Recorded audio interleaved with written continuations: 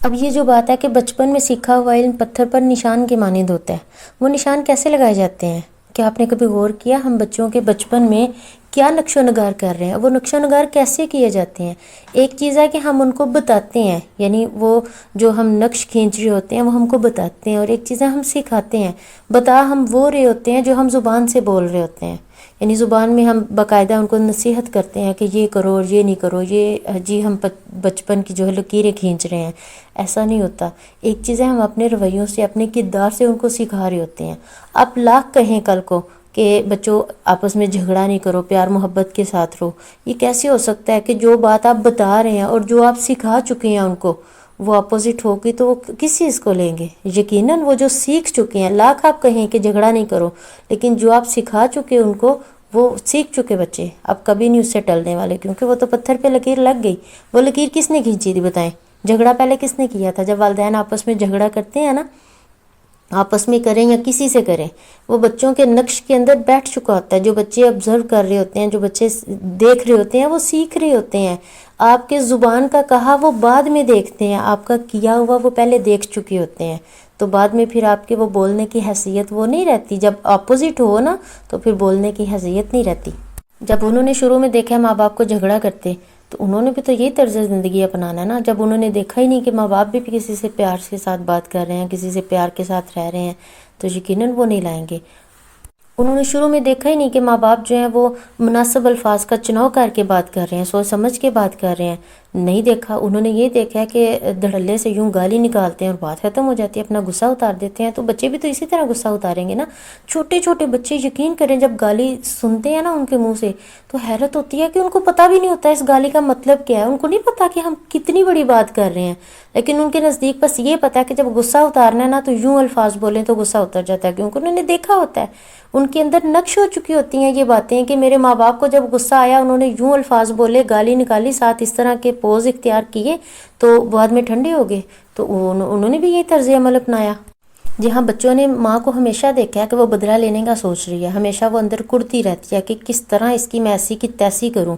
تو یقیناً ان بچوں کی زندگی میں تو سوال ہی نہیں پیدا ہوتا کہ ہم ان کو اسی رویوں کی زبان سے، اب بعد میں کہیں جس رویے سے ہم نے ایسی کی تیسی کرنا دیکھا بچوں نے ہمارے سے، تو اب اسی زبان سے ہم کل کو بچے کو کہیں کہ بچوں معاف کرنا سیکھو، کیسے ہو سکتا ہے؟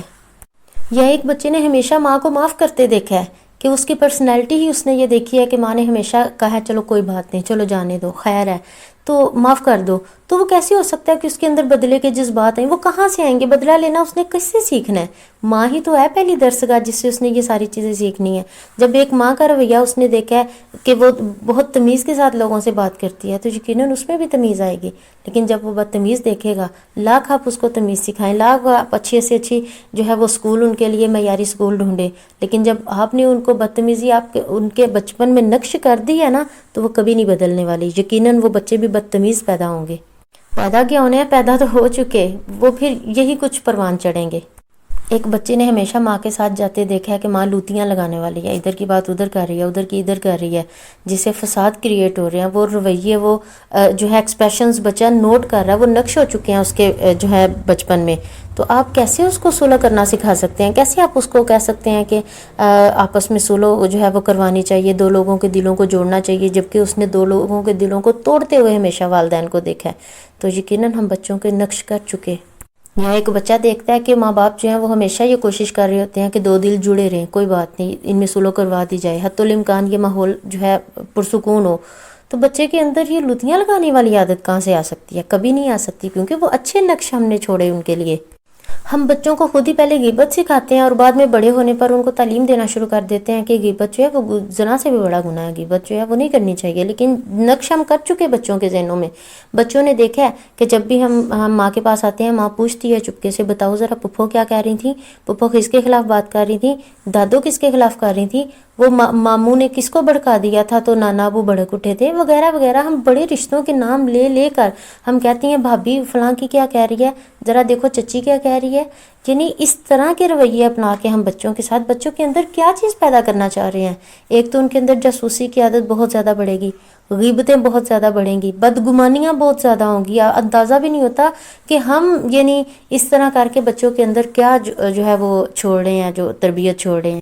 ایون کہ ماں باپ ایک دوسرے کے خلاف پوچھ رہے ہوتے ہیں، تمہاری ماں کیا کہہ رہی ہے، تمہارا باپ کیا کہہ رہا ہے، ہم ان کو بھی نہیں چھوڑتے. یا یہ کہ ایک بچے نے جب والدین کو دیکھا کہ وہ ہمیشہ بیٹھ کے اچھی ہی بات کسی کی کر رہا ہے، اس کے کبھی میں نے اپنے ماں باپ کو نہیں دیکھا کسی کے خلاف اس طرح باتیں کرتے ہیں یا پوچھتے کہ اچھا بتاؤ فلاں کیا کہہ رہا تھا، تاکہ بچے کے اندر بھی سسپینس کریٹ ہو. ایسا نہیں دیکھا تو بچے کے اندر کبھی بھی یہ چیزیں نہیں آنے والی. پھر حسد رشک کو دیکھ لے، جو ماں باپ حسد کے مارے ہیں اور جو رشک کے جو ہے مطابق زندگی گزار رہے ہیں، وہ بچوں کے اندر بھی یہ چیزیں ڈیولپ ہوئی ہیں. بچوں نے یہ چیزیں سیکھ چکے ہیں بچے کہ جو ہے وہ حسد کیسے کرنا ہے اور کیسے ریئیکٹ کرنا ہے. یا پھر یہ ہے کہ رشک کیا جانا چاہیے ان چیزوں پہ جو اللہ تعالیٰ نے عطا کی ہیں، ان پہ رشک کرے اور دعا کرنی چاہیے کہ اللہ تعالیٰ جو ہے وہ ہمیں بھی عطا کر. تو بچے بھی ایسے ہی کرنا شروع کر دیں گے. پھر ایک اور چیز جو ہم نقش کرتے ہیں بچوں کے ذہنوں میں، ہم بچوں کے ہوتے ہوئے، یعنی بچے کھیل کود رہے ہیں پاس، ہم بچوں کو ملوث نہیں کر رہے، لیکن کیا ہوتا ہے کہ ہم آپس میں بیٹھ کے ڈسکشن کر رہے ہوتے ہیں رشتہ داروں کے خلاف.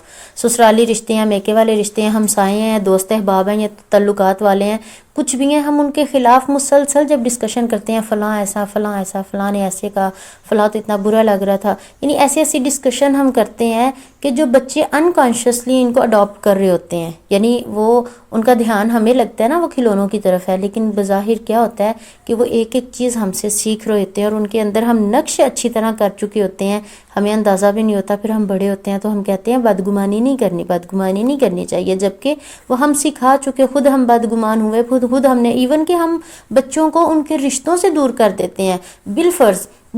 ایک دادی ہے وہ آپ کے ساتھ بری ہے بالفرض، لیکن بچے کے ساتھ وہ بری نہیں ہے، لیکن بچہ اس کو برا سمجھے گا کیونکہ اس نے آپ کو ہمیشہ بری ڈسکشن کرتے سنا ہے.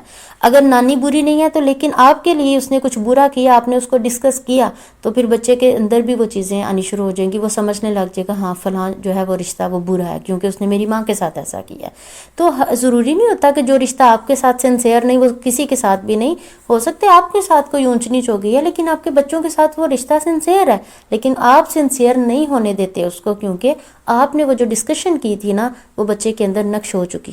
ایک چیز کو دیکھ لیں، بڑوں کی بے ادبی سے لے کے ادب تک، چھوٹوں سے نفرت سے لے کے پیار تک، یا کسی کے مہمان آنے پر ہم تیوری چڑھا کے، جب ہم دیکھتے ہیں نا فلاں مہمان کے آنے پہ تیوری چڑھا دو اور فلاں کے آنے پہ ذرا خوش اخلاقی سے پیش ہو، تو بچے بھی وہی کچھ سیکھ رہے ہوتے ہیں، وہ بھی پھر بڑے ہو کے ایسے ہی کرتے ہیں. تبھی تو جب وہی ہمیں بھی وہ مقافات عمل کے تحت نا ہمیں بھی منہ کی کھانی پڑتی ہے انہی بچوں سے، جب وہ یعنی ان کو ہم نے سکھایا ہوتا ہے کہ جو دل کے قریب ہو بس ان کی مہمان نوازی کرو، جو دل کے قریب نہیں دفعہ مارو ان کو، ٹھیک ہے. لیکن کل کو بڑے ہو کر جب ہم ان کے دل سے اتر جاتے ہیں نا تو پھر وہی رویہ ہمارے ساتھ بھی اپناتے ہیں کہ آپ ہی نے تو سکھایا تھا کہ جو دل کے قریب نہیں ان کو دفعہ مارو ذرا. تو پھر کیا کرتے ہیں جب آپ ان کے ہاں جاتے ہیں، اپنے سگے بچے ہوتے ہیں، سگی اولاد ہوتی ہے، لیکن یوں اس کو پوچھتی بھی نہیں، پانی تک نہیں پوچھتی. وہی جو ہم نے نقش کیا تھا نا بچپن میں، کبھی یاد کریں، وہ نقش آج آپ کو بھگتنے پڑ رہے ہیں. پھر ہم حلال حرام کی تمیز نہیں بچوں کو سکھاتے. یہ کیسے ہو سکتا ہے ایک باپ حلال کا لقمہ گھر لاتا ہو تو اس کے بچوں میں حلال کمانا نہ آیا ہو؟ اللہ یہ کہ معاشرے میں، ماحول میں کچھ نہ کچھ چیزیں وقتی طور پہ اثر کرتی ہیں، لیکن وہ وقتی طور پہ اثر کرتی ہیں، یہ بات یاد رہے. جو بچپن میں ہے وہ پتھر کی لکیر ہے، وہ ادھر سے ادھر نہیں ہو سکتی. پتھر پہ لگی لکیر آپ مٹا نہیں سکتے، وہ نقش ہو چکے. ایک باپ محنتی ہے، ایک باپ جو ہے وہ حلال پہ فوکس کرتا ہے تو اس کے بچے بھی حلال پہ فوکس کرنے والے ہوں گے. اگر ایک باپ حرام اور حلال کی تمیز کیے بغیر بس گھر میں اندھا دھند لا رہا ہے نا تو بچے بھی آئندہ ایسے ہی کریں. ایک ماں اپنی بیٹی کے لیے رول ماڈل ہے، ایک باپ اپنے بیٹے کے لیے رول ماڈل ہے. اگر وہ آپس میں اس سلوک سے نہیں رہ رہے نا تو ایک بیٹی سیکھ رہی ہے کہ اپنے شوہر سے رویہ کیسے اپنانا ہے اور ایک بیٹا سیکھ رہا ہے کہ اپنی بیوی کے ساتھ کیسا سلوک کرنا ہے.